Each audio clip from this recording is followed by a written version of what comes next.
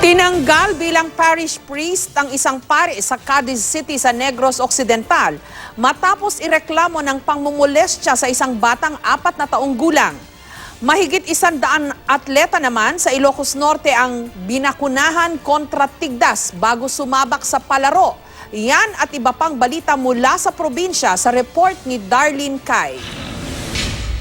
Isa na namang pari ang inireklamo ng pangmumulestya umano sa isang bata. Tinanggal bilang kura paroko sa isang simbahan sa Cadiz City, Negros Occidental ang inireklamong pari. Nagtatrabaho sa simbahan ng nagreklamong ina ng 4 na taong gulang na bata. Lagi raw niyang isinasama sa trabaho ang anak, pero ipinagtaka raw niya nung ayaw nang sumama ng bata sa simbahan. Doon na niya na lamang minulestya raw pala ng pari ang bata. Sinampahan ang pari ng reklamong paglabag sa Republic Act No. 7610 o ang Special Protection of Children Against Child Abuse, Exploitation and Discrimination Act. Wala pang pahayag ang inireklamong pari. Samantala, nagtalaga na ng bagong pari sa simbahan ng Diocese of San Carlos. Ayon kay Bishop Jerry Alminaza, ito'y para mabigyan ng pagkakataon ng akusado na paghandaan at harapin ang akusasyon laban sa kanya at para na rin daw sa patas na investigasyon. Gate ni Alminaza, walang kinakampihan ng diocese sa ganitong insidente.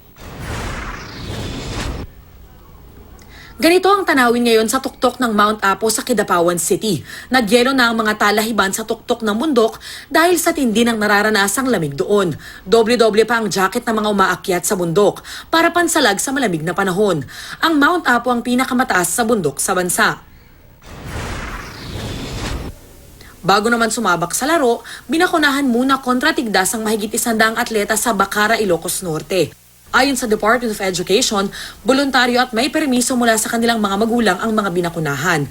Nagpabakuna na rin pati ang kanilang mga coach. Ang pagbabakuna ay payo ng pamunuan ng Region 1 Athletic Association bago ang palaro na dapat idarao sa March 6 hanggang March 11. Sa Bacolod City, kinabibili ba ng isang lalaki dahil sa kanyang galing sa pagpipinta? Ako si Christian Nison, ang Bay Artist ng City of Smiles.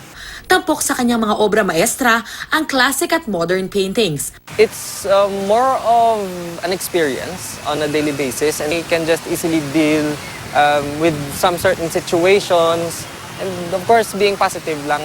Maliban sa pagiging artist, master din daw siya sa kusina. Yun nga lang, nananatili pa rin daw drawing ang kanyang love life. Pero habang siya ay searching, focused muna si Bay Painter sa pagpapatingkad sa kanyang sining. Darlene Kai, GMA News.